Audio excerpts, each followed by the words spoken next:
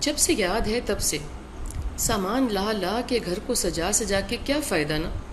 گھر کم عجائب گھر زیادہ ہے. وبا کے دنوں میں تو کاٹنے کو آتا ہے. کیا کیا گنواؤں. کسی کے لیے آنے کے برتن، کسی کے لیے سونے کے گدے تکیے. کوئی حد ہے. 5-8 کمرے کے گھر میں 40 الماریاں. دن چڑھے تو لگتا ہے چمگادروں کی طرح میرے دل و دماغ پر لٹک رہی ہیں. رات پڑے تو اڑ اڑ کے مجھے بستر پر پڑتی ہی آنکھیں مارتی ہیں کہ آپ صبح اللہ سونے کو بہت ہی پیاری ہو گئی تو یہ سامان کسی کے کام نہیں آنے والا.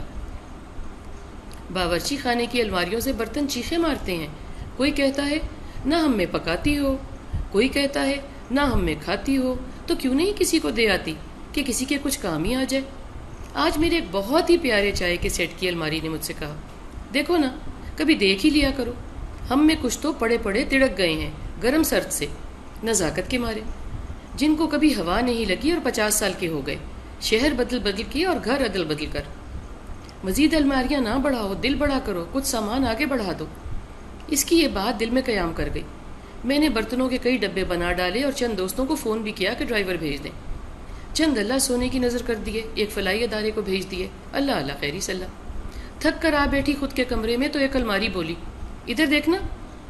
ہر کمرے کی ایک دیوار پر الماریوں کی فوج بنا رکھی ہے، جیسے کہ فوجی فاؤنڈیشن. اب تو لمبے عرصے جانا کہیں نہیں ہے اور نہ کہیں کسی نے آنا ہے، تو یہ سارا اہتمام کیوں اور کیا. کچھ ہم کو بھی ہلکا کرو، کچھ بھگا دو گھر سے، دے دو، وہی آگے جائے گا. زیادہ حوصلہ تو نہ ہوا، پھر بھی 3 صندوق بن گئے اور الماریاں ٹس سے مس نہ ہوئیں. اللہ کی پناہ.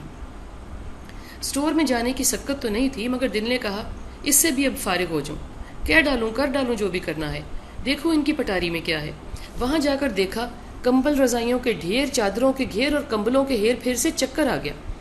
الماریاں چڑیلوں کی طرح آنکھیں گھمانے لگی کہ ہم تھک گئی ہیں بوجھ اٹھا اٹھا کر. پھٹے لف رہے ہیں، ڈنڈے گر رہے ہیں، پیچ ہلکے ہو رہے ہیں.